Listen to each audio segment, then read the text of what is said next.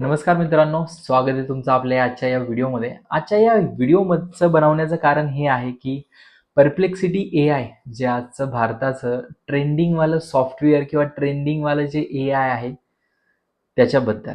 तर IIT मद्रास या ठिकाणाहून आपलं स्वतःचं पूर्ण शिक्षण करून एक भारतीय मुलगा बाहेरच्या देशामध्ये ओपन AI सारख्या, Google सारख्या मोठ्या जायंट कंपन्यांमध्ये काम करत होता. काम करता करता त्याला असं निदर्शनास आलं की या मोठ्या कंपन्यांमध्ये काम तर भरपूर सारं चालू आहे. मोठ्या कंपन्या पण आहे, बिलियन डॉलर्सचं त्यांचं व्हॅल्युएशन पण आहे.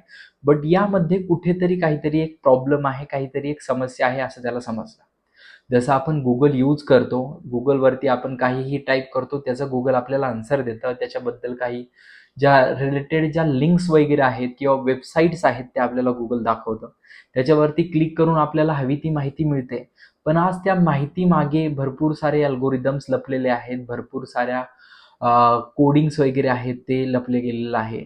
पण या सगळ्यांचं जे आहे, आपल्याला जी इन्फॉर्मेशन मिळतीये, जे आपण सगळं रीड करतोय किंवा वाचन करतोय, ह्या सगळ्या गोष्टींचा काहीतरी एक कुठेतरी सोर्स असेल.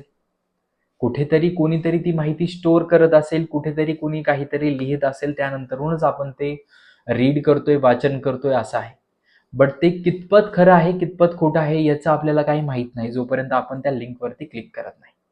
तसेच Google सारखी एवढी मोठी कंपनी आहे, ज्याच्यावरती सर्व जे युजर्स आहेत त्यांचा एवढा मोठा ट्रस्ट आहे. तर त्या ट्रस्टला कुठेतरी आपण हे म्हणू शकतो की कुठेतरी एक टाचणी मारण्याचा प्रयत्न किंवा कुठेतरी तडा घालण्याचा प्रयत्न Googleकडून कधी ना कधीतरी झाला असेल.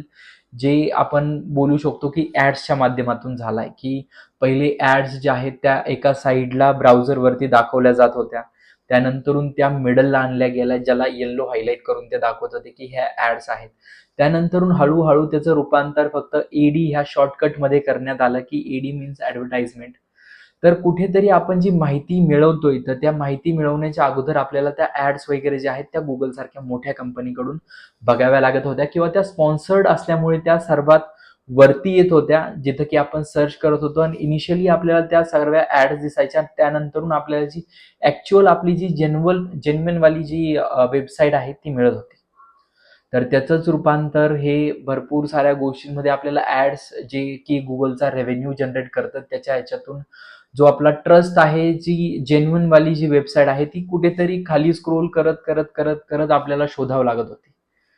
तर ते अशा प्रकारच्या ज्या समस्या फेस करत होतो आपण सगळे युजर्स, त्याच्यासाठी एक सोल्युशन म्हणून भारतीय एका मुलाने किंवा भारतीय एका नागरिकाने जो ओपन AI आणि Google सारख्या मोठ्या कंपनीमध्ये जॉबला होता, त्यांनी शोधून काढलं आणि त्यांनी लॉन्च केलं 2022 मध्ये परप्लेक्सिटी AI. तर परप्लेक्सिटी AI एक आपण सर्च इंजिन टाइप बोलू शकतो किंवा ChatGPT सारखं पण ते युजफुल आहे. ते बेसिकली काय करतं, ज्यावेळेस आपण कुठली पण क्वेरी किंवा काही क्वेश्चन्स असतील ते आपण परप्लेक्सिटी AIला विचारतो, तर ते मल्टिपल सोर्सकडून जे आहे ते माहिती गोळा करून आपल्याला त्याची एक समरी बनवून देतं. त्याचा एक ओपन सोर्स, त्यांनी ती माहिती जी आहे ती कुठून कलेक्ट केली आहे, त्याचा ॲक्चुअलमध्ये सोर्स काय आहे, तर ते आपल्याला ते तिथं दाखवून देतं. त्यामुळे ते इझी टू यूज आहे. त्यानंतरून त्याच्यावरती जास्त काही ॲड्स मिळत नाहीये, ओपन सोर्स आपल्याला पाहायला मिळतोय. तर अशा सगळ्या गोष्टींमुळे युजर्सला ते खूप फ्रेंडली वाटलं, ट्रस्टेबल वाटले आणि आता सध्याच्या कंडिशनला त्याचं मार्केट व्हॅल्युएशन काही लोकं बोलतात की $9 बिलियन ते $18 बिलियन पर्यंत आहे. रिसेंटली मी एक पॉडकास्ट बघत होतो. त्याच्यामध्ये पण काही लोकं बोलत होते की त्यांनी ऑफर केलंय की $34 बिलियन ला त्यांनी Googleचं जे क्रोम ब्राउझर आहे, तर ते पण बाय करण्याचा त्यांनी जे आहे ते प्रस्ताव दिलेला आहे Google कंपनीकडे. त्याच्यावरती ॲक्चुअलमध्ये काय झालंय, काय नाही झालंय याची माहिती आपल्याला अजून काही पुरेपूर्ण नाहीये आणि ते ॲक्चुअलमध्ये किती खरं आहे, किती खोटं आहे हे पण आपल्याला आता सध्या माहीत नाहीये. पण आपण एका पॉडकास्टमध्ये ऐकलं होतं, म्हणून तुम्हाला ही गोष्ट मी सांगतोय.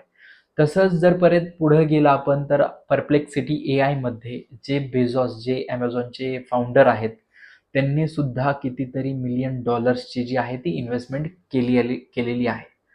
तर हे जे भारतीय नागरिकाने एवढं जे चांगलं ओपन AI सारखं जे सर्च इंजिन आहे किंवा Google सारखं जे सर्च इंजिन बनवण्याचा प्रयत्न केलेला आहे, तर ते कुठेतरी आपल्यासाठी पण गर्व बाळगण्याची गोष्ट आहे. अशाच या व्हिडिओंसाठी आपल्या चॅनलला तुम्ही सबस्क्राईब करू शकता आणि स्टे ट्यून्ड.